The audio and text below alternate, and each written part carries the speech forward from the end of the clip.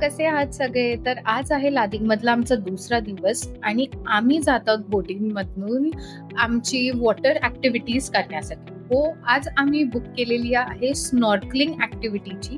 तुम्हाला दिसेलच पुढे आम्ही ते कसे करणार आहोत. इकडे आम्ही साधारण 7-8 लोकं आहोत जमलेली आणि आम्ही जात आहोत एका बोटमधनं पाण्याच्या मध्ये ती ॲक्टिव्हिटी करण्यासाठी.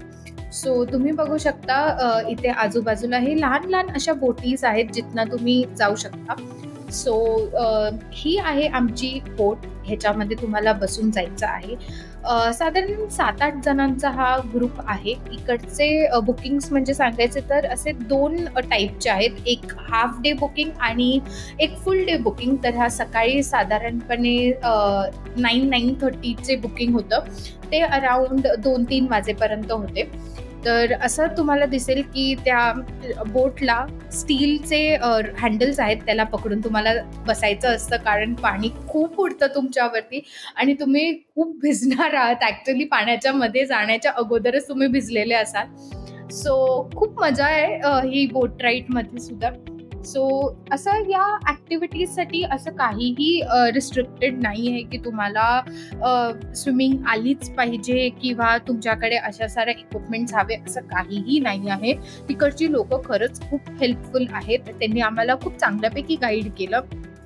तर आम्हाला ॲक्च्युली स्विमिंग येत नव्हती, तर आम्ही लाईफ जॅकेट्स घालून पाण्यात उतरलेलो.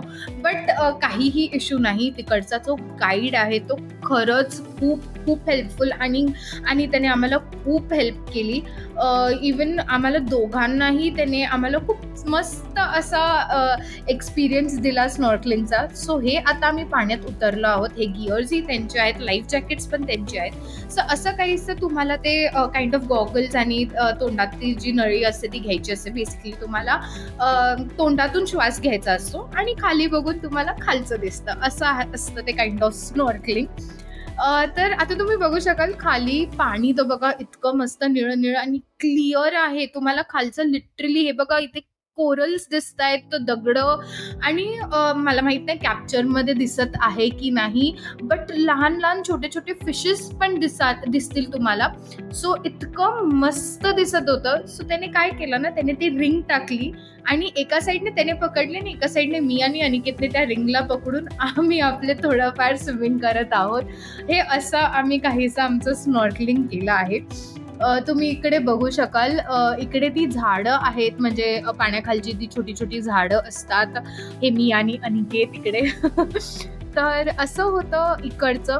सो बेसिकली हे जे कसं असतं ना की एवढ्या तासात ते लोक 2-3 ठिकाणी थांबवतात आणि ते लोक ॲक्च्युली बघत असतात, शोधत असतात की खाली तुम्हाला काय दिसू शकतं. असं नाही की सगळीकडे फिशेस किंवा सगळीकडेच तुम्हाला सगळं स्पॉट होईल. तर तुम्हाला कुठे कुठे ट्रॅव्हल करायचं असतं. तो हा आहे तो गाईड स्नॉर्कलिंगचा. तर तो आम्हाला सांगत होता की तो वयाचा 4 वर्षापासून या पाण्यात स्विम करत आहे. म्हणजे त्याला इतकं नॉलेज आहे या पाण्याबद्दल, म्हणजे त्याला माहित असतं की कुठे काय आहे. तर तशी ती बोट फिरवत असतो. ही आता इकडे त्याने थांबवलेली आहे आणि इकडे तुम्ही बघू शकाल की पाण्याचे लाटा जे वेव्स आहेत ते इतके स्ट्रॉंग आहेत. तर तो आम्हाला म्हणाला नाही 2 जण नाही जाऊ शकत, एकच जा, कारण सेफ्टी इज मस्ट. तर तो या ठिकाणी मला घेऊन गेला होता आणि इकडे मला स्पॉट झालेला आहे sea turtle. Yes, C turtles आहेत, कोरल्स आहेत, सी अर्चिन्स आहेत. इतकं मस्त वाटतंय. सो असं तिकडे म्हणतात की जर तुम्हाला इकडे सी टर्टल दिसला तर तुम्ही खूप लकी आहात आणि खरंच मला हे बघून खूप खूप आनंद झालेला आहे. तर हे असं काहीसं होतं आमचं स्नॉर्कलिंग ॲक्टिव्हिटी. पुढचा दिवस असाच आम्ही एखाद्या बीचवरती टाइमपास करत आराम करत स्पेंड केलेला होता. पुढचे व्लॉग्स बघायला विसरू नका आणि चॅनलला लाईक, शेअर आणि सबस्क्राईब करायला विसरू नका. Till then, bye.